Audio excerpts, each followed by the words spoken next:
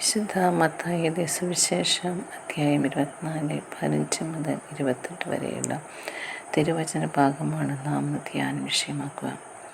Greek രാജാവായ അന്ത്യോക്യസ് Epiphanes Jerusalem ദേവാലയത്തിലെ ബലിപീഠത്തിന്മേൽ സേബുസ് ദേവൻ്റെ പ്രതിമ സ്ഥാപിച്ച് അശുദ്ധമാക്കിയതിനെക്കുറിച്ചാണ് ദാനിയേൽ പ്രവാചകൻ പ്രവചിച്ചത്. അതേ തുടർന്ന് സംഭവിക്കാനുള്ള കാര്യങ്ങളും ദാനിയേൽ പ്രവചിക്കുന്നു. ഇതിന് സമാനമായ സംഭവം നടക്കാൻ പോകുന്നെന്ന് പറയുന്നു. യേശു ജെറുസലേമിനെയും ദേവാലയത്തെയും റോമൻ സൈന്യം ആക്രമിക്കുമ്പോൾ ക്രൈസ്തവർ ദേവാലയം സംരക്ഷിക്കാൻ അവിടെ നിൽക്കരുതെന്ന് പറയുന്നു. നാം പരിചയപ്പെടുന്ന വിശുദ്ധൻ ലീനുസ് പാപ്പ. വിശുദ്ധ പത്രോസിൻ്റെ തൊട്ടടുത്ത പിൻഗാമിയാണ് വിശുദ്ധ ലീനുസ്.